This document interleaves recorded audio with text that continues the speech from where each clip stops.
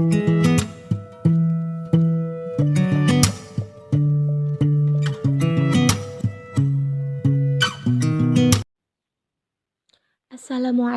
warahmatullahi wabarakatuh.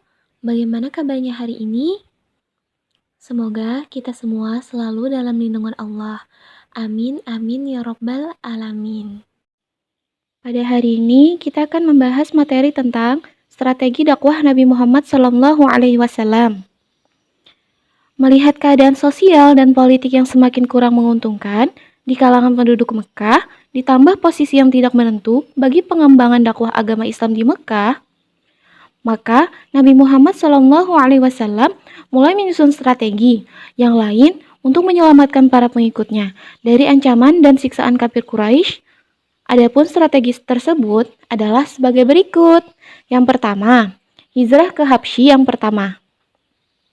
Penyiksaan dan penindasan orang-orang kafir Quraisy yang sangat kejam terhadap orang-orang Islam, terutama dari kelompok bawah, membuat Nabi Muhammad SAW tidak tahan melihat penderitaan pada umatnya tersebut. Akhirnya, beliau memerintahkan kepada para pengikutnya untuk hijrah ke Habsyi, untuk menghindari ancaman, gangguan, siksaan dari orang-orang kafir Quraisy. Perintah tersebut langsung direspon dengan baik oleh para sahabat. Oleh karena itu, pada bulan ke-7 tahun ke-5 kenabian, berangkatlah 11 orang laki-laki beserta 4 orang perempuan. Lalu, rombongan kedua segera menyusul hingga jumlah yang ke Habsyi mencapai 70 orang sahabat. Di antara para sahabat yang hijrah ke Habsyi adalah Utsman bin Affan dan Ruqayyah putri Nabi Muhammad SAW yang menjadi istri sahabat Utsman, Zubair bin Awam, Abdurrahman bin Auf, Ja'far bin Abi Thalib, dan lain-lain. Kehadiran orang-orang Islam dari Mekah di Habsyi diterima dengan baik oleh Raja Najus. Bahkan, ia memberikan perlindungan dan mengizinkan orang-orang Islam untuk melaksanakan ibadah sesuai dengan yang dituntukan Rasulullah SAW. Namun, kondisi yang nyaman itu tiba-tiba berubah pada saat orang-orang kafir Quraisy mengirim utusan kepada Raja Najus. Mereka meminta kepada raja agar mengembalikan orang-orang Islam ke negeri Mekah. Tetapi permintaan dan permohonan utusan itu ditolak oleh Raja Najus. Bahkan orang-orang Islam yang berada di Habsyi mendapatkan perlakuan dan perlindungan khusus dan tempat yang nyaman di negeri itu serta diperbolehkan untuk tinggal selama mungkin. Pada saat para sahabat tetap di tempat hijrahnya di Habsyi, Nabi Muhammad SAW memilih tinggal di kota Mekah. Beliau senantiasa berusaha menyebarkan agama yang telah disampaikan oleh Allah kepada penduduk Mekah, walaupun mendapat rintangan, ancaman, dan gangguan yang besar dari kaum kafir Quraisy. Usaha Rasulullah itu ternyata tidak sia-sia.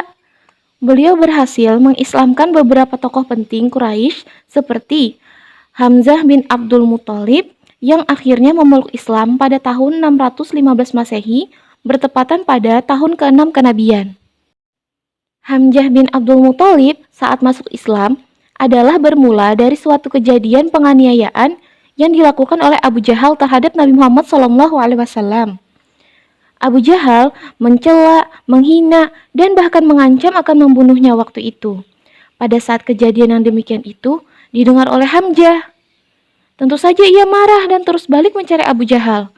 Pada saat bertemu Abu Jahal, ia langsung menghardik dan memukulnya.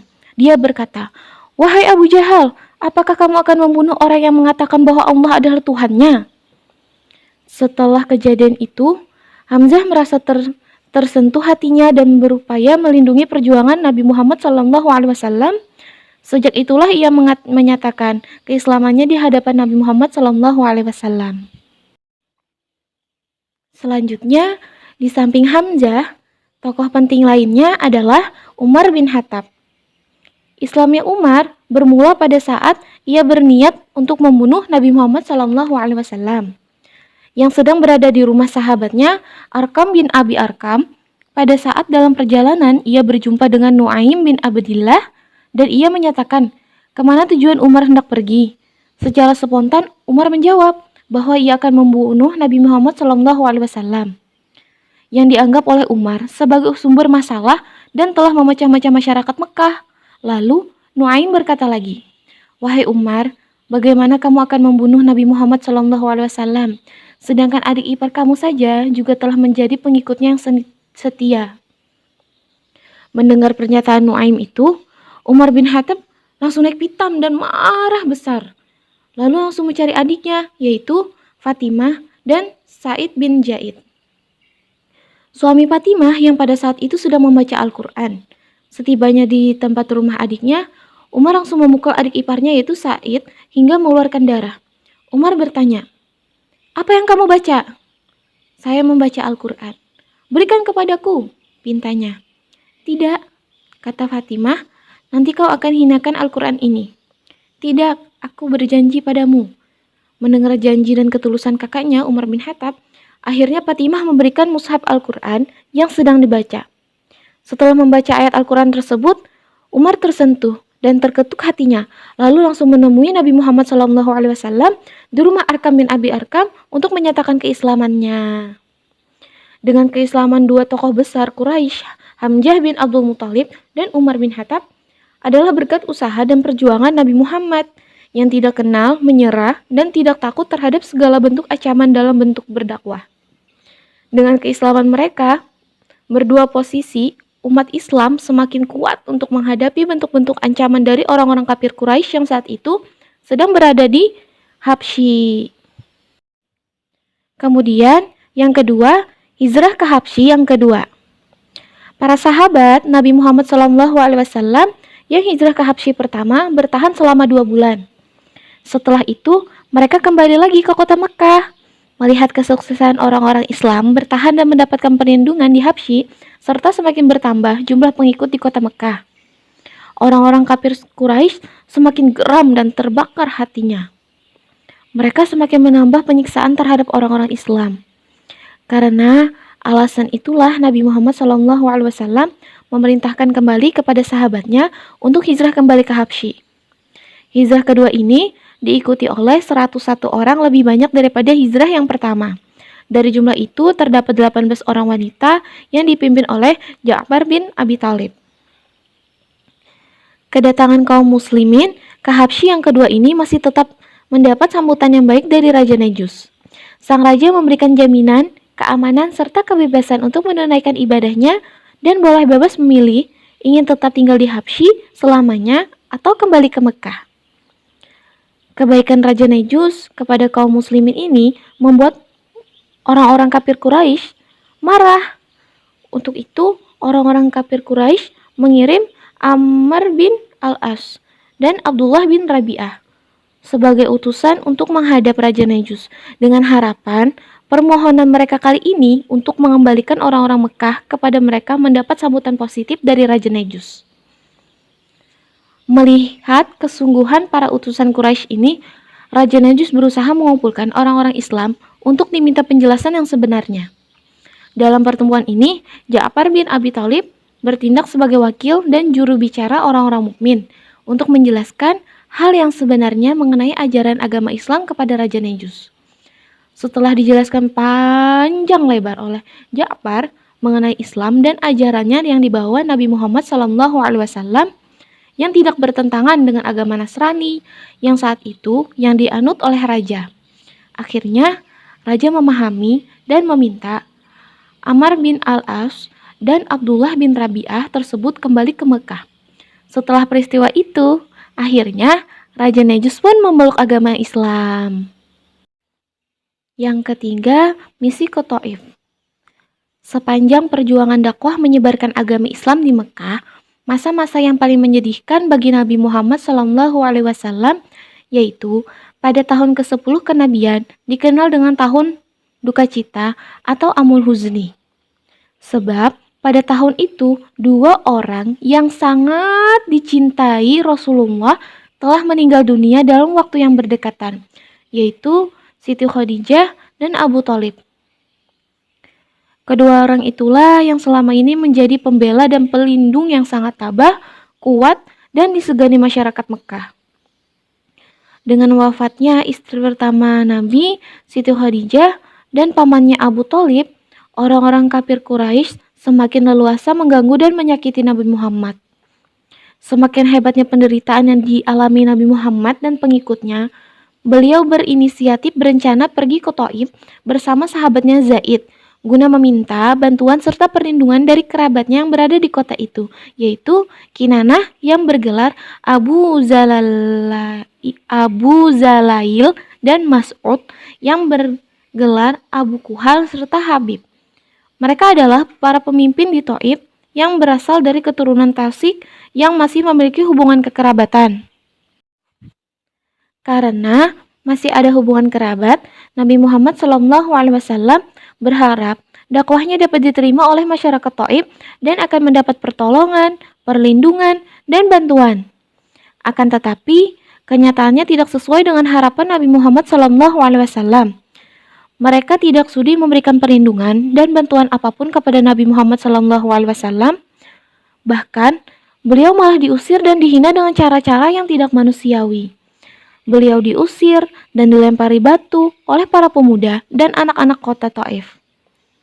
Mereka khawatir menjadi susah dengan memberikan bantuan kepada Nabi Muhammad SAW. Karena mereka pasti akan mendapatkan perlakuan yang buruk dari orang-orang kafir Quraisy jika memberikan bantuan atau bahkan menerima agama Islam sebagai agama baru mereka. Para pemimpin kota Thaif tidak bersedia menolong Muhammad. Bahkan mereka juga menganggap Muhammad adalah orang gila yang terusir dari Mekah karena terpengaruh berita bohong yang mereka terima dari Abu Jahal, bahwa apa yang diajarkan Muhammad adalah kedustaan besar yang akan menjerumuskan bangsa Arab. Perlakuan penduduk kota Thaif ini membuat luka di hati dan raga. Beliau terluka hatinya karena tidak berhasil mendapat perlindungan dan bantuan dari sanak saudaranya, dan bahkan mendapatkan cemoohan. Raga Nabi Muhammad juga terluka karena penduduk kota Thaif melemparinya dengan batu hingga terluka dan berdarah. Akhirnya, beliau kembali ke kota Mekah. Sebelum sampai di kota Mekah, beliau singgah di suatu tempat di pinggiran kota di sisi perkebunan anggur milik Utbah dan Syaibah, anak Rabi'ah. Di tempat itu, beliau bersama Zaid duduk sambil merenungi kejadian yang baru saja dialaminya di kota Thaif. Sambil menengadahkan muka ke langit, beliau berdoa, mengadukan nasibnya kepada Robnya. Beliau berdoa, "Ya Allah, hanya Engkaulah tempat aku mengadukan kelemahanku. Ya Allah, Engkau Maha Penyayang, Maha Pelindung, orang-orang yang lemah, aku berlindung kepadamu ya Allah." Kesusahan dan kepayahan yang dialami Nabi Muhammad SAW dan apa yang sedang diperbuatnya di dekat perkebunan anggur tidak luput dari perhatian keluarga Rabi'ah. Betapa sedihnya Utmah dan Syaibah melihat kesusahan dan kepayahan Nabi. Lalu mereka mengutus budaknya bernama Adas yang beragama Nasrani datang mendatangi Nabi Muhammad SAW dan memberinya buah anggur. Nabi Muhammad termenung saat Adas datang membawa buah anggur yang akan diberikan kepadanya. Buah anggur itu lalu diambil Nabi Muhammad dan dimakannya. Sambil meletakkan tangan di atas buah anggur tersebut, Nabi Muhammad SAW mengucapkan lafal Bismillah, kemudian memakan buah anggur tersebut. Mendengar lafal basmalah itu, Adas merasa takjub karena lafal itu belum pernah diucapkan oleh penduduk Thaif sebelumnya. Adas tidak berani bertanya lebih dalam. Akhirnya, Nabi Muhammad SAW mulai menanyakan tentang agamanya. Adas menceritakan bahwa dia berasal dari negeri Niniveh, dan beragama Nasrani. Lalu, Nabi bertanya lagi, "Kamu berasal dari negeri Yunus anak Matta?" "Dari mana Anda tahu Yunus anak Matta?" tanya Adas. "Dia saudaraku, dia seorang nabi, dan aku juga seorang nabi," jawab Nabi Muhammad SAW. Dalam riwayat lain, setelah peristiwa itu, Adas memeluk agama Islam.